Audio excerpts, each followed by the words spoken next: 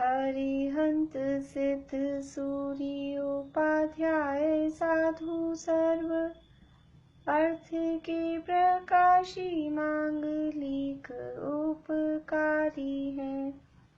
तिन्ह को स्वरूप जान रागते भई जो भक्ति काय को नवाए स्तुति को उचारी है। धन्य धन्य तिन्हि ते काज सब आज भये कर जोरी बार बार वंदना हमारी है।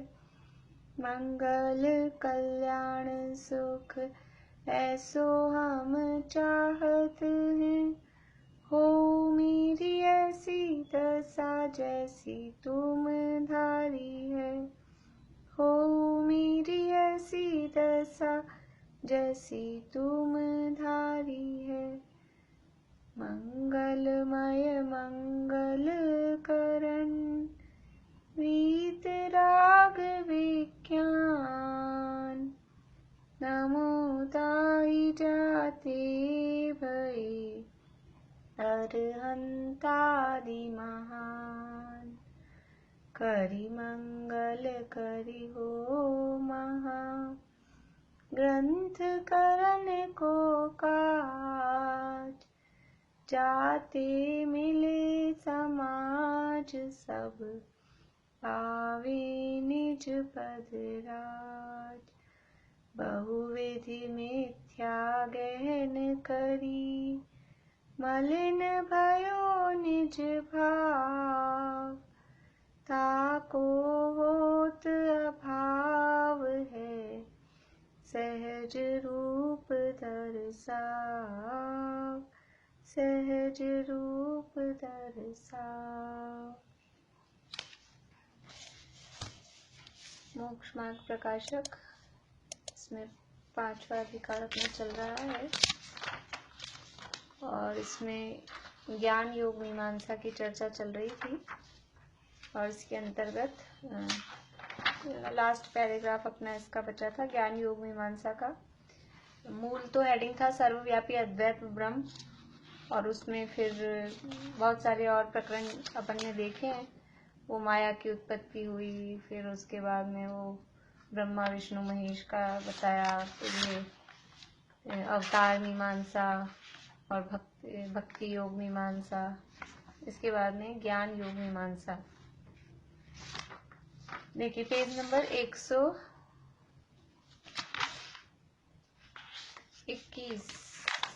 121 कल पूरा हो गया तो थोड़ा सा पीछे एक पैराग्राफ पीछे से पढ़ के वो अपन विषय ख्याल में आ जाए।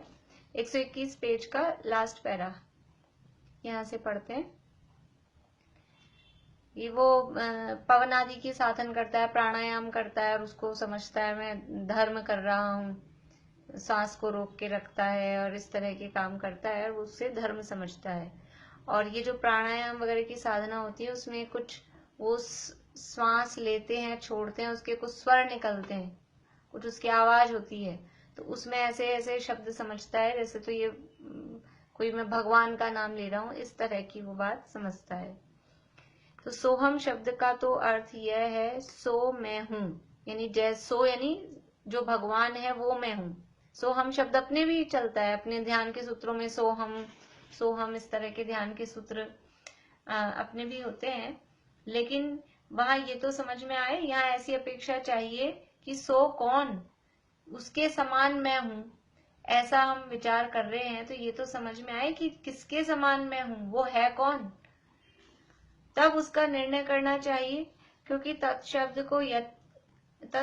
को और यत शब्द को नित्य संबंध है, इसलिए वस्तु का निर्णय करके उसमें अहम बुद्धि धारण करने में सोहम शब्द बनता है। किसी को भी अपन कहें कि आप उनके जैसे हो तो प्रश्न उठेगा ना, किसके जैसा, वह मैं हूं, मैं उसके जैसा हूं, तो किसके जैसा, तो वो किसके जैसा हूं उसका तो कुछ ख्याल है ही नहीं। वहां भी आपको आपरूप अनुभव करे, वहां तो सोहम शब्द संभव नहीं है। यदि वो कह रहा है कि अद्वैत ब्रह्म है और जो ब्रह्म है वही मैं हूं, तो जो अपने को अपने आप अनुभव, अपने रूप अनुभव करे, उसमें वह मैं हूं ऐसा कैसे बनेगा? वह मैं हूं ऐसा यदि विचार कर रहे हैं तो ये तो द्वैत हुआ ना। आपका तो मेन प्रकरण ही ये था, सर्वव्यापी अद्वैत ब्रह्म, अद्वैत का प्रकरण चल रहा था, और वह मैं हूं ऐसा कहने में तो द्वैत हो गया। यदि आपको आप रूप अनुभव करे, वहां तो सोहम शब्द संभव नहीं है। पर को अपने रूप बतलाने में सोहम संभव है कि उनके जैसा मैं हूं। जैसे पुरुष आपको आप जाने, वहां सो मैं हूं ऐसा किस लिए विचारेगा? कोई अन्य जीव अपने को न पहचानता हो और कोई अपना लक्षण न जानता हो, तब उससे कहते हैं जो ऐसा है सो मैं हूं। उसी प्रकार उसी प्रकार कोई अन्य जीव जो अपने को न पहचानता हो और कोई अपना लक्षण न जानता हो, तब उससे कहते हैं जो ऐसा है सो मैं हूं। उसी प्रकार यहाँ जानना। अब 122 पेज पे, तथा कोई ललाट, भ्रमर और नासिका के अग्र को देखने के साधन द्वारा त्रिकुटी आदि का ध्यान हुआ कहकर परमार्थ मानता है। ऐसा बताते हैं वो ध्यान योग वाले।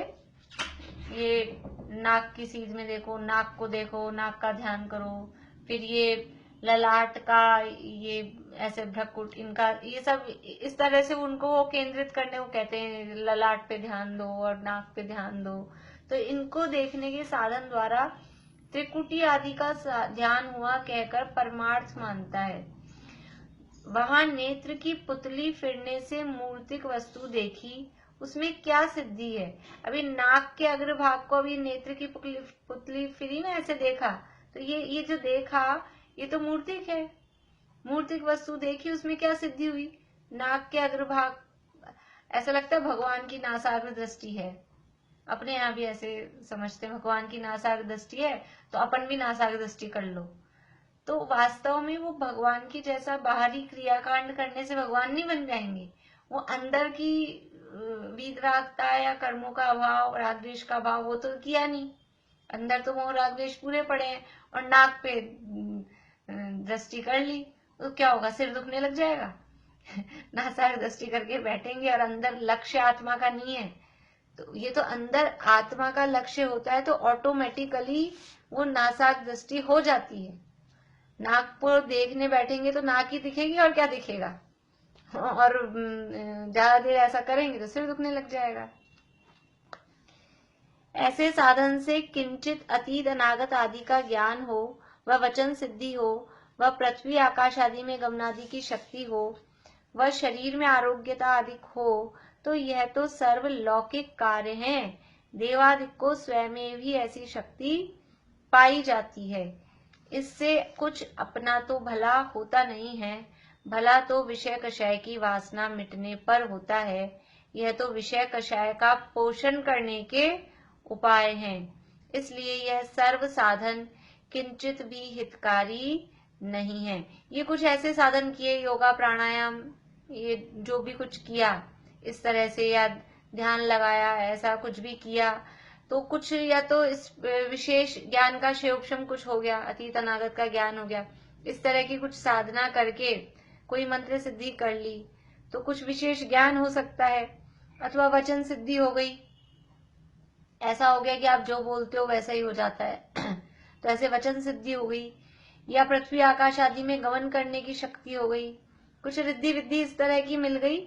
ये योगा प्राणायाम ध्यान आदि से, कोई मंत्रों की साधना से, इस तरह के इनके निमित्त नैमित्तिक संबंध है, कुछ सिद्धियां अगर हो गई, या फिर क्या हुआ, अपन तो इसीलिए, अपने तो इसीलिए चलता है मोस्टली कि शरीर में आरोग्यता अधिक हो गई। सुबह सुबह योगा करो, ध्यान करो, ध्यान का ध्यान हो जाए और योगा का योगा हो जाए, शरीर बिल्कुल बढ़िया फिट रहे। तो उससे ये जो योग करना कहा, तो उसको धर्म के नाम पर यदि हम ये जो कर रहे हैं, जो भी कुछ वो धर्म के नाम पर कर रहे हैं, लेकिन अंदर अभिप्राय क्या है? अभिप्राय ये है कि वो शरीर ठीक हो जाएगा, उससे शरीर बढ़िया हो जाएगा, ये सोचकर कर रहे हैं। एक आसन कर रहे हैं, अष्टांगिका आ गई तो धर्म का धर्म और अपनी डाइटिंग की डाइटिंग। शरीर में वजन बढ़ रहा था, अष्टांगिका के नाम पे एक आसन कर लो तो दोनों काम हो जाएंगे। तो उससे वो आपका शरीर का ही, आपका लक्ष्य क्या है, अभिप्राय वो शरीर साधन का है, तो उससे वो कोई धर्म नहीं है। शरीर में आरोग्यता अधिक हो जाएंगे तो उससे, ये तो लौकिक कार्य है, उससे सिद्धि क्या है? उससे सिद्धि कुछ भी नहीं है। कोरोना फैल गया इसलिए बाजार का खाना पीना छोड़ दिया है, तो धर्म हो जाएगा? इतने दिनों से जब तो समझ लीजिए रसना इंद्री की लोलुपी होकर वो बाजार का खाना पीना छूट नहीं रहा था, कहीं जाना आना छूट नहीं रहा था, और अभी तो बहुत फैल गया है। अब क्या करना है कि बिल्कुल अब स्ट्रिक्ट हो जाओ, ऐसी स्थिति हो गई है। तो ये इससे ये सब लौकिक कार्य है, लौकिक प्रयोजन से। यानी डॉक्टर ने कह दिया कि आपका वजन बढ़ रहा है या कोलेस्ट्रॉल बढ़ रहा है या जो भी कुछ है, आलू मत खाओ, रात्रि भोजन मत करो, और फिर छोड़ा। और फिर ये थोड़ा सा मन में खुद ही को छल के कि हाँ रात्रि भोजन करने में, रात्रि भोजन करना यानी अब अधर्म बताया है, पाप होता है, इसलिए। तो वास्तव में आपका उद्देश्य क्या था?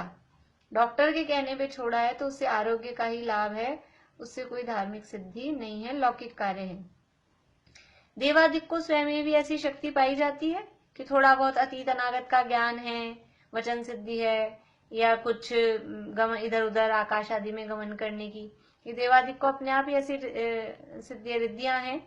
आज दोपहर में बात हुई थी, देवों को 11 ये जो विक्रिया रिद्धि है, अणिमा, महिमा, लघिमा, गरिमा, प्राप्ति, प्राकाम, ईशित्व, वशित्व, अंतर्धान, ये सब रूप बदलने की शक्ति है, इधर उधर जाने आने की शक्ति है, आकाश में गमन करने की शक्ति है। ये देवादिक को भी, विद्याधरों को होती है। देव तो चलो गति ही बदल गई, मनुष्यों में भी विद्याधरों को होती है। कुछ विद्याएं जन्म से होती है, कुछ सीख भी लेते हैं, तो इसमें क्या बड़ी बात है? इनसे कुछ अपना भला तो होता नहीं है। ये विद्याएं हैं, ये रिद्धियां मिल गई, इससे भला क्या होगा? आगे पीछे का जान लेंगे, उससे होगा क्या?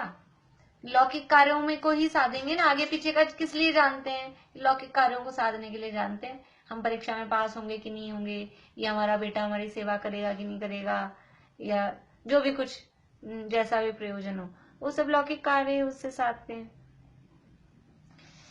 भला कब होता है? इनसे तो कुछ अपना भला होता नहीं। भला तो विषय कषाय की वासना मिटने पर होता है।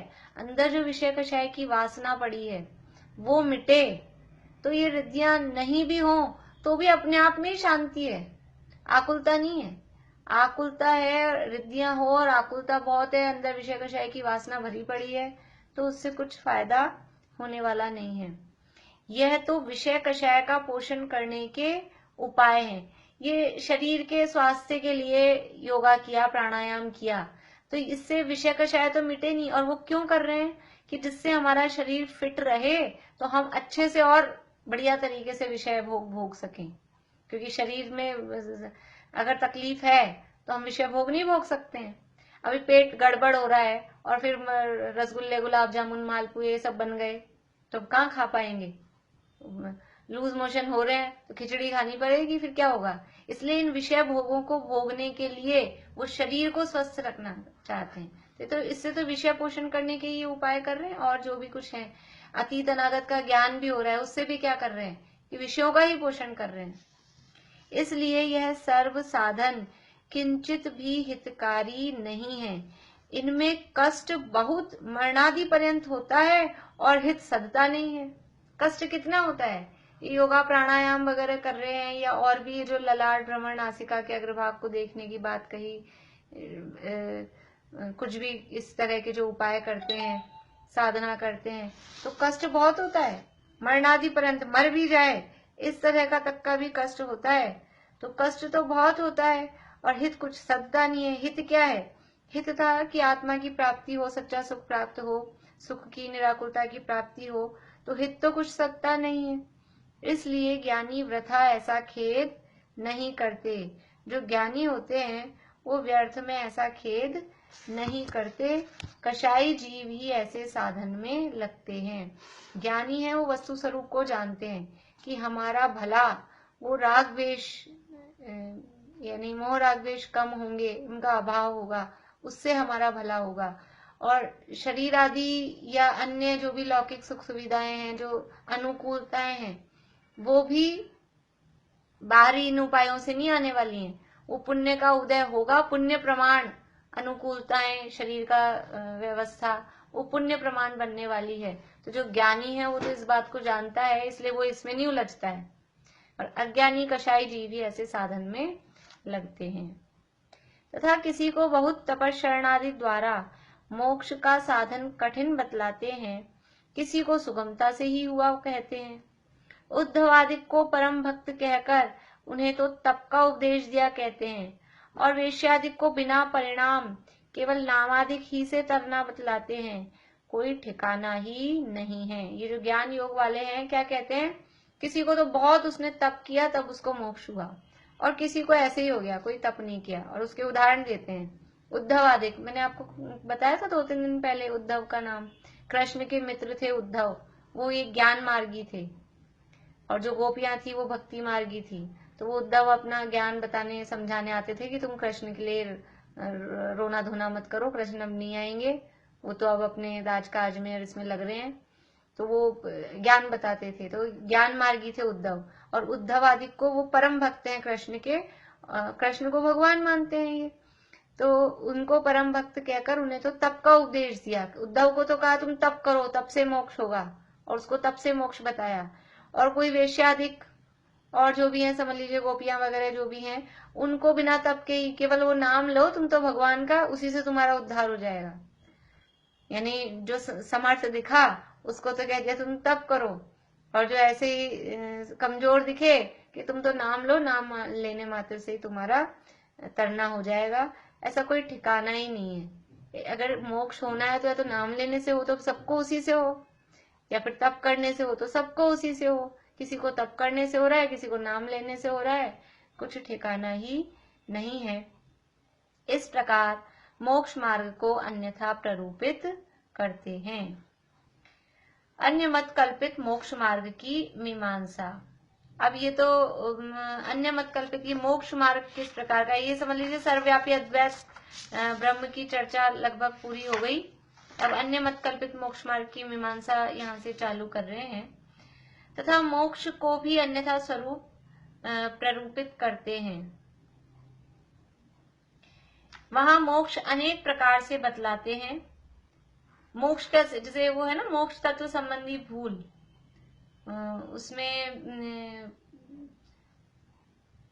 क्या लाइन है छेड़ाला में, रोकी न चाहने जो शक्ति खोए, शिव रूप निराकुलता न जोए। वहां तो ये दिया है, लेकिन अपने जो भागों में, गीता ज्ञान पाठमाला में किसी भाग में ऐसा उसका हिंदी में मतलब जो स्वरूप दिया है कि स्वर्ग को मोक्ष मानता है, ऐसा वो मोक्ष तत्व संबंधी भूल है, वो इसी टाइप की है। वहां मोक्ष अनेक प्रकार से बतलाते हैं। एक तो मोक्ष ऐसा कहते हैं कि बैकुंठ धाम में ठाकुर ठकुरानी सहित नाना भोग विलास करते हैं, वहां पहुंच जाए और उनकी सेवा करता रहे, सो मोक्ष है। बैकुंठ, मोक्ष का दूसरा नाम कहते हैं बैकुंठ, वो तो बैकुंठ में है।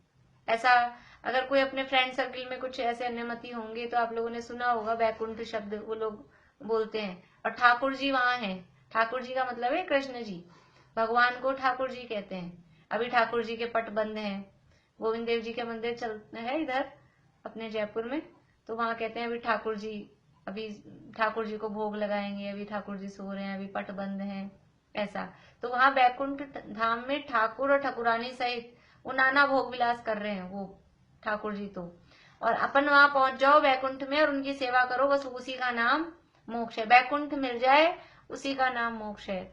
सो यह तो विरुद्ध है। प्रथम तो ठाकुर ही संसारीवत विषयासक्त हो रहे हैं, खुद ही कह रहे हो ठकुरानी सहित भोग विलास कर रहे हैं, तो वो खुद ही विषयों में आ सकते हैं। सो जैसे राजाधिक हैं वैसे ही ठाकुर हुए, तथा दूसरों से सेवा करानी पड़ी तब तो ठाकुर के पराधीन बना हुआ। मोक्ष का मतलब तो पूर्ण स्वाधीन सुख होना चाहिए था ना, और हम वहां पहुंच के फिर ठाकुर जी की सेवा कर रहे हैं, यानी उनको सेवा करवानी पड़ रही है। तो दूसरों से सेवा करवानी पड़े तो पराधीनता है ना। अभी समझ लो कि मेड वगैरह बाई वगैरह बाइयां आती हैं तो उनकी पराधीनता लगती है। वो कितने बजे आएंगी, वो इतने बजे आती हैं तो हम इतने बजे प्रवचन का टाइम है, इतने बजे मंदिर का टाइम है तो हम नहीं जा सकते, उस समय तो बाई आती है। और उसकी पराधीनता अपने को करनी पड़ती है, घर में रहना पड़ता है, क्या करें, किसी ना किसी को घर में रहना पड़ेगा। और अब बाई नहीं आ रही है तो अपने स्वतंत्र है, जब जब जितनी मर्जी हुई, जैसे मर्जी हुई, दिन में इच्छा हुई तो दिन में सफाई कर ली, सुबह इच्छा हुई तो सुबह सफाई कर ली, जैसे जैसे अपनी इच्छा हुई, पहले मंदिर जाया बाद में कर ली, स्वतंत्र हैं। और उस ठाकुर जी को सेवा करानी पड़ रही है तो वो पराधीनपना हुआ। और यदि वह मोक्ष प्राप्त करके वहां सेवा करता रहे तो जिस प्रकार राजा की चाकरी करना, उसी प्रकार यह भी चाकरी हुई। वहां पराधीन होने पर सुख कैसे होगा?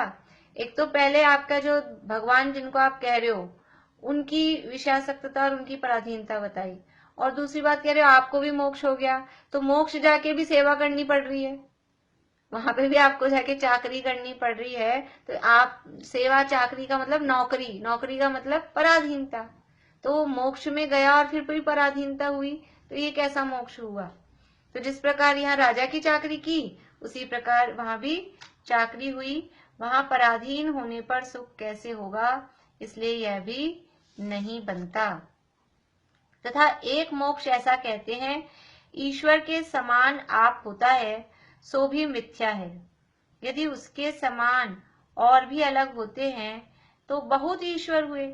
फिर दूसरी टाइप बता रहे हैं, पहला तो ये वैकुंठ धाम वाला बता दिया मोक्ष का स्वरूप, दूसरा बता रहे जैसे भगवान है उसके समान आप हो गए। तो कह रहे हैं कि ये भी गलत है, यदि उसके समान और भी अलग होते हैं तो बहुत ईश्वर हुए। ईश्वर के समान आप हो गए तो एक तो ईश्वर, एक आप, फिर और कोई आया वो भी, फिर और कोई आया वो भी, तो ऐसे बहुत सारे हो गए ईश्वर के समान, तो फिर आपका एक पना कहाँ रहा? वो कह रहे हैं तो बहुत ईश्वर हुए, और आप कह रहे थे कि एक ही है ईश्वर, तो वो नहीं हुआ। लोक का कर्ता हर्ता कौन ठहरेगा? बहुत सारे ईश्वर हो गए तो फिर लोक का कर्ता हर्ता आप जिनको कह रहे थे तीन, वो कौन ठहरेगा? और सभी ठहरे तो भिन्न इच्छा होने पर परस्पर विरोध होगा। एक ही है तो समानता नहीं हुई, न्यून है उसको नीच पने से उच्च होने की आकुलता रही, तब सुखी होगा। यदि आप कह रहे हो सब एक से हैं तो फिर ये विभाजन कैसे बनेगा? सब एक से हैं तो सब एक हो गए, और सब एक हो गए तो फिर समानता क्या हुई? एक ही है। और यदि कोई छोटा कोई बड़ा है तो फिर आकुलता हो जाएगी कि ये तो बड़ा और मैं छोटा, तब सुखी कैसे होगा? जिस प्रकार छोटा राजा या बड़ा राजा संसार में होता है उसी प्रकार छोटा बड़ा ईश्वर मुक्ति में होगा, सो भी नहीं बनता। तथा एक मोक्ष ऐसा कहते हैं कि बैकुंठ में दीपक जैसी एक ज्योति है, वहां ज्योति में ज्योति मिल जाती है। मोक्ष होता है तो वहां एक बड़ी कोई ज्योति है, दीपक है, उसकी लौ में यहाँ से जा जाके वो लौ में लौ मिल जाती है, ज्योति में ज्योति मिल जाती है, सो यह भी मिथ्या है। दीपक की ज्योति तो मूर्तिक अचेतन है, ऐसी ज्योति वहां कैसे संभव है? तथा ज्योति में ज्योति मिलने पर यह ज्योति रहती है या नष्ट हो जाती है? आप जो कह रहे हो ज्योति में ज्योति मिल गई, तो ये एक पहले से थी, एक और जाके उसमें मिली, तो ये जो अभी जाके मिली है वो खत्म हो जाती है कि बची हुई रहती है? यदि रहती है तो ज्योति बढ़ती जाएगी। भाई जैसे ऐसा होता है ना कभी, जब जैसे दीपक जलाते हैं और एक दीपक से दूसरा दीपक जलाया, तो पहले उसे एक दीपक की लौ थी वो जितनी थी, और उसमें दूसरा और मिलाया तो कुछ बढ़ी हुई सी दिखती है, कुछ बढ़ जाती है ना, डबल हो जाती है वो, ये तो सबने देखा होगा, ऐसी वो डबल हो जाती है, तो वो ज्योति बढ़ जाती है। ये ज्योति में ज्योति मिलने पर यह ज्योति रहती है या नष्ट हो जाती है? यदि रहती है तो ज्योति बढ़ती जाएगी, तब ज्योति में हीनाधिकपना होगा, और विनष्ट हो जाती है तो अपनी सत्ता नष्ट हो, ऐसा कार्य उपादेय कैसे माने? इसलिए ऐसा भी नहीं बनता। यदि ज्योति में ज्योति मिलती जाती है तो वो ज्योति छोटी बड़ी हो गई, फिर तो वो जो आप मेन स्वरूप कह रहे हो वो भी आपकी बात गलत है। और यदि वो नहीं बढ़ रही और ये जो मिली ये खत्म, फिर जो आके मिली वो खत्म, तो ये जो खत्म हो रहा है, अपनी सत्ता का ही नाश हो रहा है, ऐसा मोक्ष किसको चाहिए? किसी डॉक्टर के पास जाओ और फिर डॉक्टर साहब कहें कि मेरे साहब बहुत तकलीफ है, अच्छा इलाज करना, बहुत दर्द है, तो डॉक्टर साहब बोले ऐसी दवा दूंगा ना दर्द रहेगा, ना मर्ज रहेगा, ना मरीज रहेगा। तो ऐसी दवा कौन लेगा? ऐसे डॉक्टर के पास कौन जाएगा? मर्ज का अभाव करना है, अपना अभाव थोड़ी ना कराना है। तो वहां ज्योति में जाके ज्योति मिल गई और वो ज्योति खत्म हो गई, तो ऐसे मोक्ष से तो हम यही ठीक है, थोड़ा बहुत दुख है, थोड़ा बहुत सुख भी मिल जाता है कभी कभार। अपनी सत्ता ही खत्म हो जाए ऐसा तो कोई नहीं चाहेगा। तथा एक मोक्ष ऐसा कहते हैं कि आत्मा ब्रह्म ही है, माया का आवरण मिटने पर मुक्ति ही है, सो यह भी मिथ्या है। ये समझ लीजिए उसके उसी के बता रहे हैं अभी, सर्वव्यापी अद्वैत ब्रह्म वाले के ही, फिर आगे मुस्लिम मत चलेगा। तो एक तो आत्मा ब्रह्म ही है और माया का आवरण मिटने पर मुक्ति है। वो जो माया आ गई थी ना, तो माया का आवरण हटा, उससे मुक्ति हो गई। सो यह भी मिथ्या है। यह माया के आवरण सहित था तब ब्रह्म से एक ही था कि अलग था? यदि एक ही था तो ब्रह्म ही माया रूप हुआ, और अलग था तो माया दूर होने पर ब्रह्म में मिलता है, तब इसका अस्तित्व रहता है या नहीं? यदि रहता है तो सर्वज्ञ को तो इसका अस्तित्व अलग भाषित होगा, तब संयोग होने से मिले कहो, परंतु परमार्थ से तो मिले नहीं है, तथा अस्तित्व नहीं रहता तो अपना अभाव होना कौन चाहेगा, इसलिए यह भी नहीं बनता। यहाँ भी वही तर्क दिए हैं। वो कह रहे हैं कि माया का अभाव होने से, वो माया का आवरण था, उससे मोक्ष हो गया। तब वापस वही प्रश्न कर रहे हैं कि जब ये माया सहित था तब उस ब्रह्म से सहित था कि अलग था?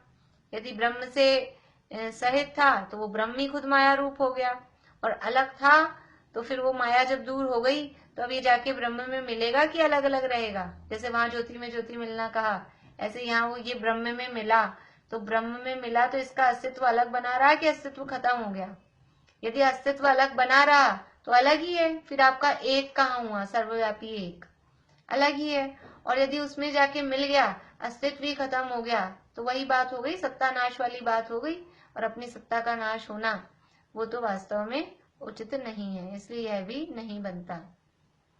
तथा कितने ही एक प्रकार से मोक्ष को ऐसा भी कहते हैं कि बुद्धि आदि का नाश होने पर मोक्ष होता है। ये और नई बात, बुद्धि वगैरह सब नष्ट हो गई तो मोक्ष हो गया। सो शरीर के अंगभूत मन इंद्रियों के अधीन ज्ञान नहीं रहा, काम क्रोधादि दूर होने पर तो ऐसा कहना बनता है। वहां चेतनता का भी अभाव हुआ माने तो पाषाण आदि समान जड़ अवस्था को कैसे भला माने? देखो, अपने भी मोक्ष में बुद्धि होती है कि नहीं होती? मोक्ष अवस्था में परम सिद्ध भगवान की बुद्धि होती है कि नहीं होती? बुद्धि होती है। बुद्धि किसे कहते हैं? बोलिए, अनम्यूट करके बोलिए मीना चाची।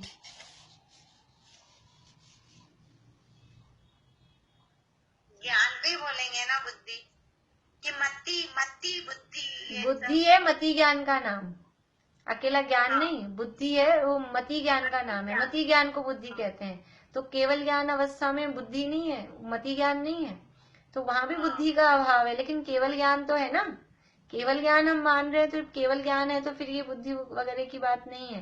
लेकिन वहां तो वो तो केवल ज्ञान को तो मानते ही नहीं है, केवल ज्ञान का तो कोई स्वरूप ही नहीं है, और फिर कह रहे हैं कि बुद्धि आदि का नाश हो गया। तो शरीर के अंगभूत मन इंद्रियों के अधीन ज्ञान नहीं रहा, काम क्रोधाधिक दूर होने पर तो ऐसा कहना बनता है, और वहां चेतनता का भी अभाव हुआ माने तो पाषाण आदि समान जड़ अवस्था को कैसे भला माने? भी आपके काम क्रोधादि के जो ये भाव थे, ऐसी जो वो बुद्धि थी वो दूर हो गई, उनका अभाव हुआ, वो आप कहो तो समझ में आता है। लेकिन बुद्धि का मतलब वो पूरे ज्ञान का ही अभाव हो गया, केवल ज्ञान तो मान ही नहीं रहे, और ये जो बुद्धि है, बुद्धि मतलब ज्ञान रूप सारी अवस्था का अभाव हो गया, तो ऐसा चेतनता का अभाव हुआ, तो फिर पाषाण आदि जड़ समान अवस्था को कैसे भला माने? तथा भला साधन करने से तो जानपना बढ़ता है, फिर बहुत भला साधन करने पर जानपने का अभाव होना कैसे माने। कुछ अच्छा काम करेंगे तो ज्ञान बढ़ता है, और आप अच्छा काम कर रहे हो और ज्ञान का अभाव मान रहे हो, वो तो संभव नहीं दिखाई देता है। तथा लोक में ज्ञान की महंतता से जड़पने की तो महंतता नहीं है। यानी ज्ञान के बड़प्पन, ज्ञानी जीव बड़ा है कि जो जड़ है वो बड़ा है। तो लोक में ज्ञान की ही महत्ता है, जीव की ही महत्ता है, क्योंकि जीव ज्ञानवान है और ज्ञान से वो जड़ पुद्गल सबको जानता है। इसलिए ज्ञान की महत्ता से जड़पने की तो महत्ता नहीं है, इसलिए यह नहीं बनता। इसी प्रकार अनेक प्रकार की कल्पना द्वारा मोक्ष को बतलाते हैं, सो कुछ यथार्थ तो जानते नहीं है। संसार अवस्था की मुक्ति अवस्था में कल्पना करके अपनी इच्छानुसार बकते हैं। क्या शब्द दिया है? अपनी इच्छानुसार बकते हैं, इच्छानुसार बोलते हैं। इस प्रकार वेदांत आदि मतों में अन्यथा निरूपण करते हैं। यानी यहाँ जो सुख की कल्पना कर रखी है, पंचेंद्रीय विषय भोगों में सुख है, ऐसी कल्पना कर रखी है। तो मोक्ष में भी ऐसा मानते हैं कि बहुत ज्यादा विषय भोग हो जाएं। तो स्वर्ग में नाम समझ में आता है कि स्वर्ग में ऐसे विषय भोग हैं, उसी को स्वर्ग को ही, वैकुंठ को ही मोक्ष मानते हैं। अथवा ऐसा मानते हैं बस ये आत्मा खत्म हो जाता है, उसका नाम मोक्ष है। तो वास्तव में अपने अस्तित्व का नाश होना, उसका नाम मोक्ष नहीं है। ज्ञानादि जो चेतनता है उसका नाश होना, वो मोक्ष नहीं है। अब ये कल अपन लेंगे मुस्लिम मत संबंधी विचार, कल इसको कोशिश करेंगे, कल ये पूरा हो जाए, फिर ये सांख्य मत, शैव मत। अभी तो है तो अध्याय बड़ा, लेकिन कर लेंगे धीरे धीरे पूरा। अभी यहीं पूरा करते हैं।